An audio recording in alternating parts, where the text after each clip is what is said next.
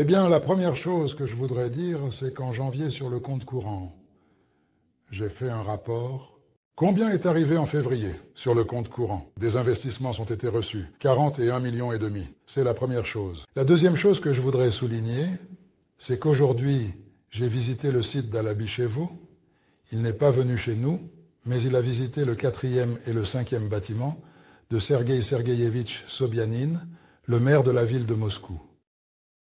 Regardez, probablement dans les reportages, vous reconnaîtrez peut-être des bâtiments familiers. Nous avons téléchargé la solution architecturale et urbaine, un modèle à haute résolution, ainsi qu'un certain nombre de documents joints. Nous avons été disciplinés plusieurs fois, disons, et maintenant, en principe, nos documents sont en cours d'examen. Le délai d'examen est de 20 jours. Ensuite, selon le résultat, soit une remarque, soit ce sera accepté. Donc, eh bien, s'il y a une remarque, évidemment, il faudra retravailler et tout recommencer. S'il n'y a pas de remarque, alors nous passons à l'étape de travail MGS. Depuis la première soumission l'année dernière, beaucoup de temps s'est écoulé, mais il n'a pas été perdu. Certaines irrégularités importantes ont été clairement identifiées concernant les divers indicateurs technico-économiques du projet dans les différentes zones. Il y avait des choses à identifier. Nous les avons identifiées, avons pris la décision d'envoyer le projet pour une nouvelle expertise, c'est-à-dire, en fait, la 3e expertise. Parce que pendant que le modèle à haute résolution était en préparation, il y avait du temps pour le faire. Pourquoi était-ce nécessaire? En principe, cela aurait pu ne pas être fait. Mais au cours de ce travail, une certaine non-conformité a été établie. En principe, notre superficie a diminué de quelques centaines de mètres carrés selon le compte cadastral. Cela dit, le bâtiment est toujours là. Il respire, il bouge. Ce sont d'autres aspects, mais par conséquent, nous paierons moins d'impôts. Donc, en dépensant maintenant, nous paierons moins toute notre vie. Cela en valait la peine, cela a permis d'économiser. En ce qui concerne nos principales affaires, l'installation de l'équipement est en cours sur le site. Ce qui a été installé, son équipement est en phase de mise en service.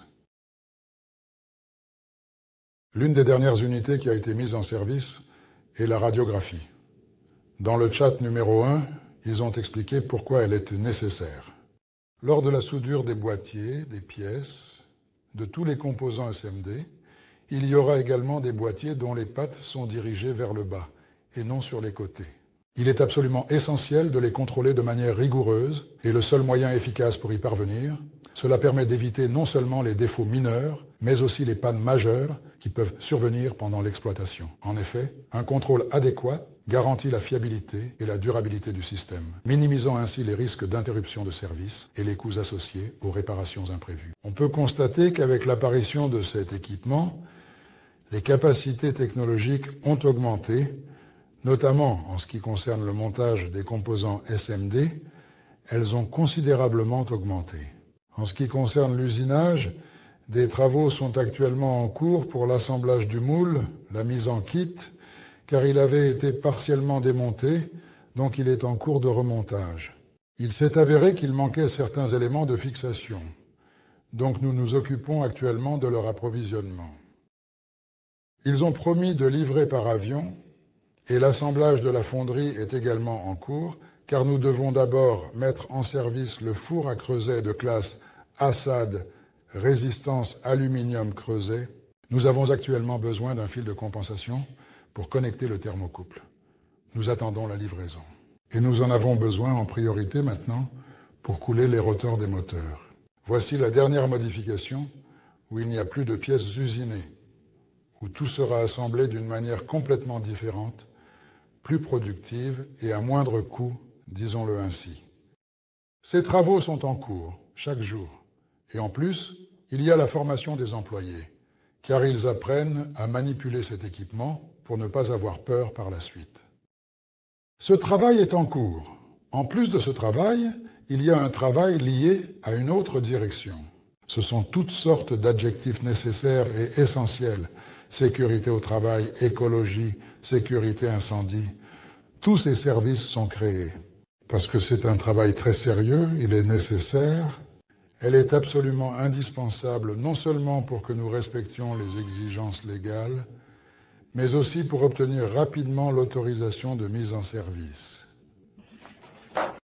Parce que personne ne permettra la mise en service d'un objet sans un contrat de fourniture d'énergie. Et, par conséquent, l'organisation de tous ces services et l'organisation de l'entretien de tout l'équipement qui assurera le fonctionnement de l'objet. C'est à ces travaux que nous nous consacrons. De plus, il y a actuellement une réorganisation au sein de l'équipe, car il y a une redistribution des tâches et des responsabilités. C'est aussi un travail dont le résultat, la bonne décision, déterminera l'efficacité future de l'équipe. C'est pourquoi ce travail ne peut pas être montré.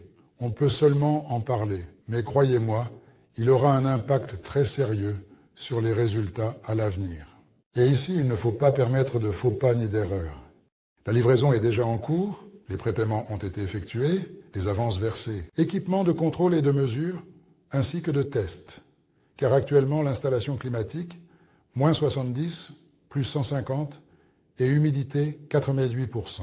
Pourquoi est-ce nécessaire? Pour tester simplement notre produit.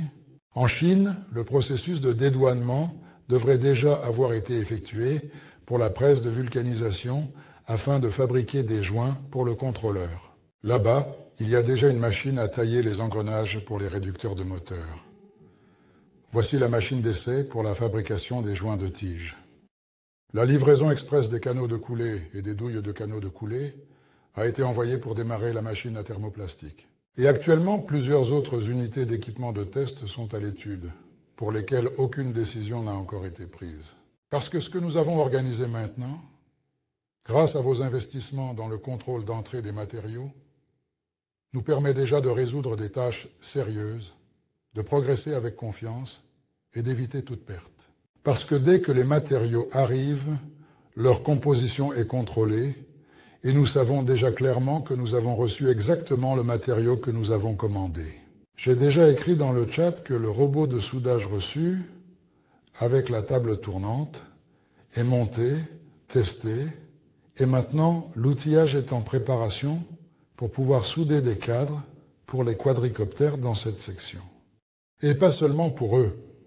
Cela concernera également certainement les moyens de transport terrestre afin de réduire le coût de revient. Nous attendons encore une cintreuse de tubes qui est actuellement retardée dans la livraison. Un certain nombre de compresseurs vont également arriver car il est nécessaire d'élargir l'indépendance vis-à-vis de l'air comprimé. La bonne décision est de ne pas faire de centrale de compression. Même cette petite pratique qui a eu lieu l'a confirmé. Donc nous avançons, collègues, nous avançons. Une question concernant l'équipement et les machines. En dehors de ce qui a été mentionné, y a-t-il encore beaucoup de machines nécessaires? Combien cela représente-t-il? Les investissements permettent, oui, d'élargir. Cependant, nous ne prévoyons pas de dépasser les limites. Nous savons maintenant clairement, nous allons mettre en production 3 modèles de machines à polir en série limitée. Le contrôleur est de 60 kW, 106 volts, et les moteurs. Les moteurs que nous fabriquons actuellement, en 2 modifications, sont le paquet 35 et le paquet 50. Nous cherchons à réduire au maximum le coût de leur production. L'équipement que les fonds entrants permettent d'acquérir, nous l'achetons pour cela. Mais il faut comprendre que l'entreprise n'est pas extensible à l'infini. La limite sera bientôt atteinte. Pour que nous puissions croître de manière significative par rapport aux autres fabricants de montage SMD, nous avons besoin d'une installation de contrôle optique d'environ 20 millions et d'un autre composant d'installation. Notre four permet de faire passer cet objet afin d'augmenter la productivité. Et l'augmentation de la productivité signifie toujours une réduction du coût de la part des salaires, car une personne continuera à assurer le service. Mais en principe, il est déjà clair que le processus d'équipement sera bientôt terminé. Quel produit est prévu après les meuleuses d'angle et les moteurs d'avion? Les contrôleurs, car un moteur sans contrôleur, personne ne pourra le gérer, donc les contrôleurs. C'est obligatoire. Et bien sûr, il ne faut pas oublier que 2 machines ont été acquises. L'un est une machine à tailler les engrenages, l'autre est pour le brochage de la rainure de clavette. Pourquoi ont-ils été fabriqués? Pour pouvoir fabriquer une roue moteur.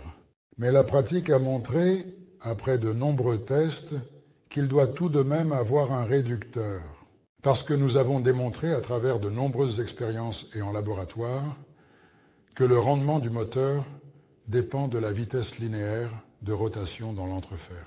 Oui, on peut augmenter la polarité, mais on ne peut pas le faire à l'infini, car il y a des paramètres raisonnables à respecter, qui doivent être respectés pour obtenir, dans un compromis, une efficacité maximale et une qualité de consommation optimale.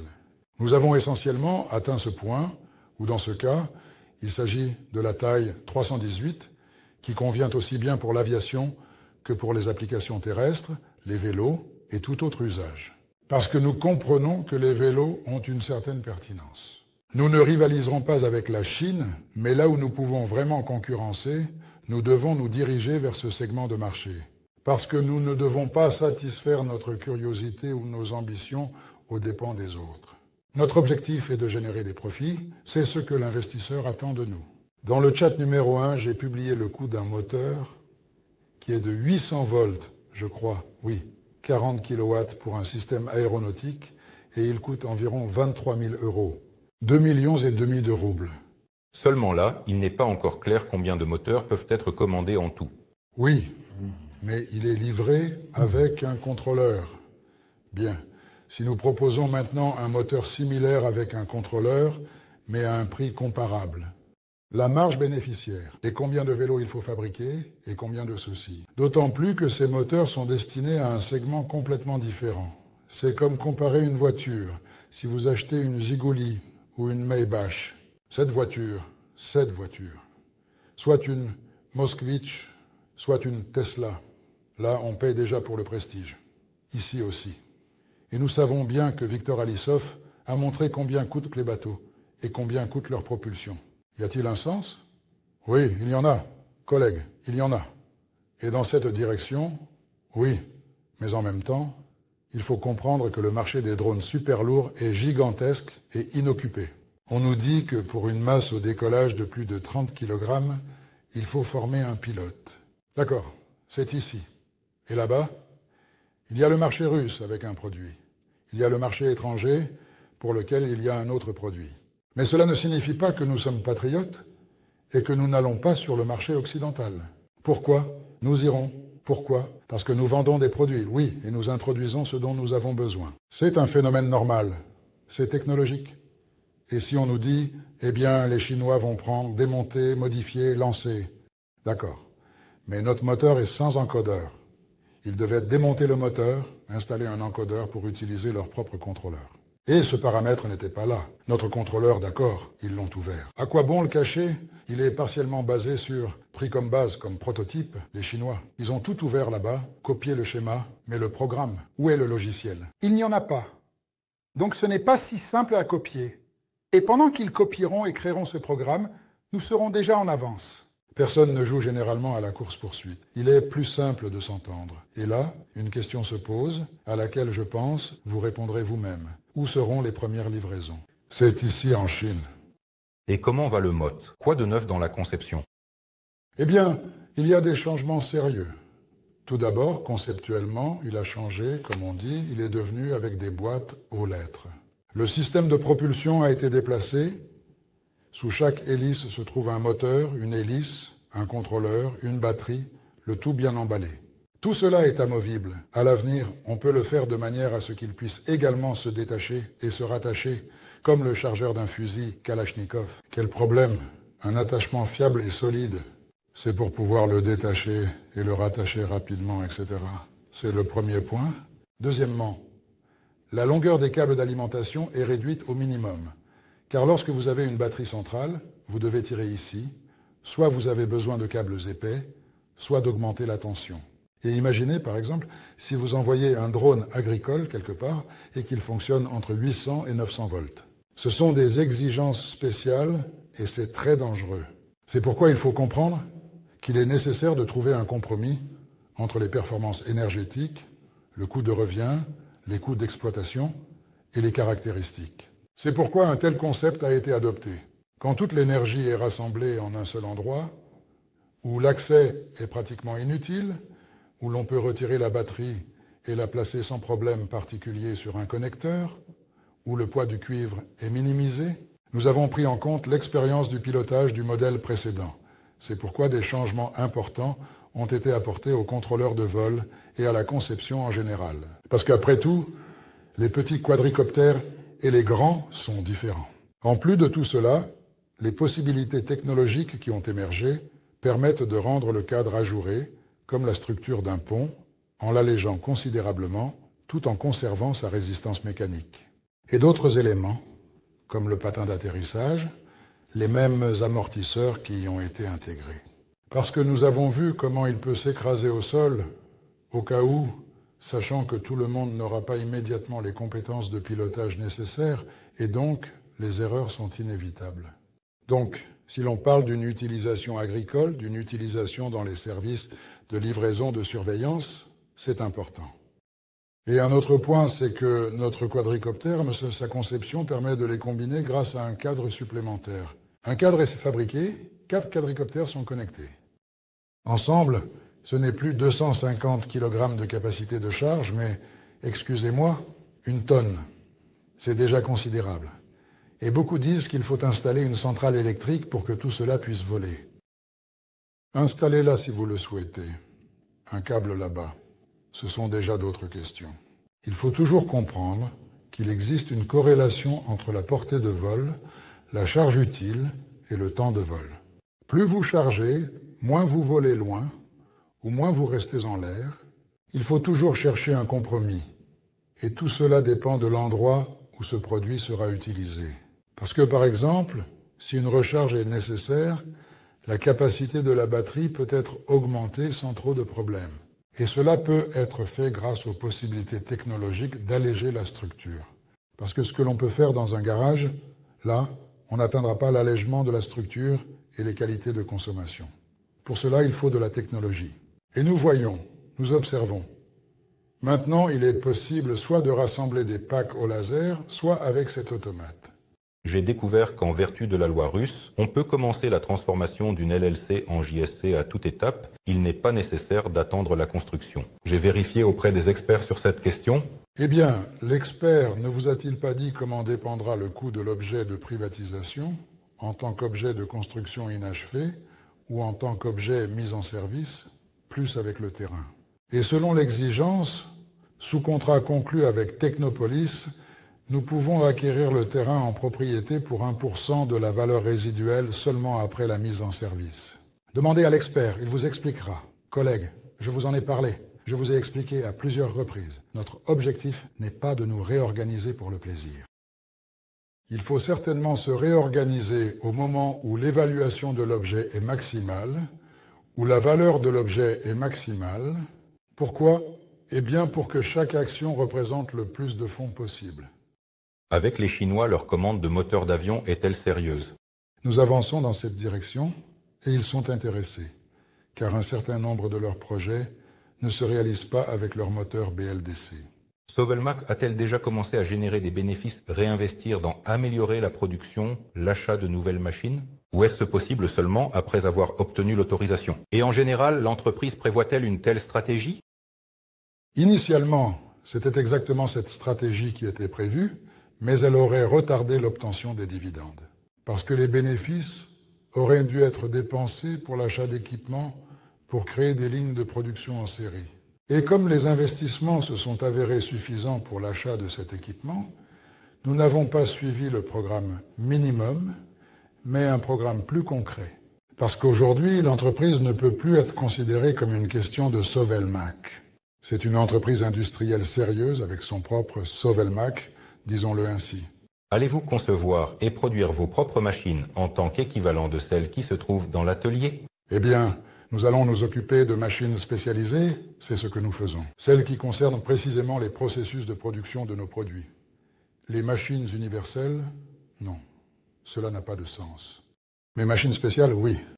Il y a beaucoup de questions sur les batteries propres. Y a-t-il un développement en cours ou non? Si oui, lequel? Les matériaux sont prêts. Les matériaux sont prêts pour le développement, mais il faut libérer du temps pour pouvoir s'y consacrer. Une machine à tailler les engrenages, vous parliez de métallurgie des poudres, fabrication d'engrenages par pressage. C'est pour les meuleuses d'angles, collègues. Ne confondez pas. Pour les réducteurs, il s'agit de réducteurs planétaires. Cette technologie ne convient pas. Et il faut comprendre qu'une meuleuse et un moteur de traction, eh bien, ce n'est pas la même chose. Et les exigences y sont complètement différentes. Par exemple, en ce moment, nous fabriquons un moteur pour un quadricoptère, mais du moteur initial dans le dernier modèle, il ne reste que le noyau, les enroulements et le système de court-circuit jusqu'à l'anneau. Les autres éléments de construction ont changé radicalement. Ils ont beaucoup changé, mais sont également conçus pour d'autres technologies.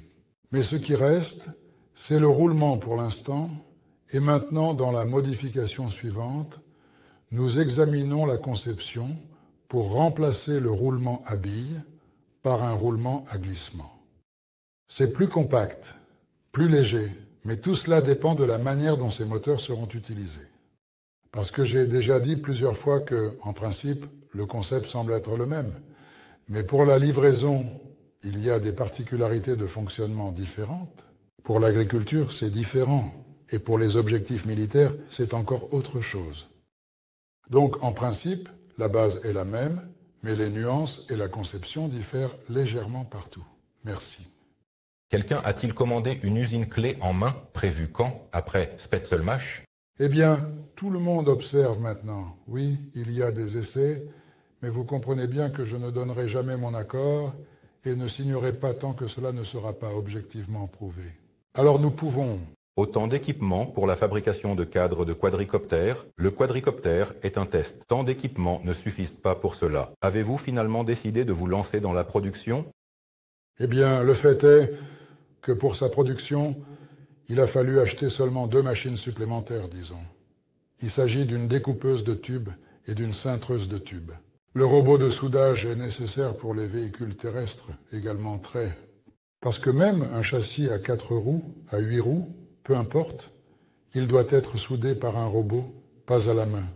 Prévoit-on à l'avenir la fabrication de drones de la plus petite classe? Si cela est économiquement viable, bien sûr, oui. Mais il faut tout calculer. Je vous ai donné le coût des moteurs pour les drones lourds, et imaginez combien de moteurs il faudrait fabriquer pour les petits drones pour gagner la même chose. À ma place, que choisiriez-vous? Je pense que les commentaires sont superflus ici.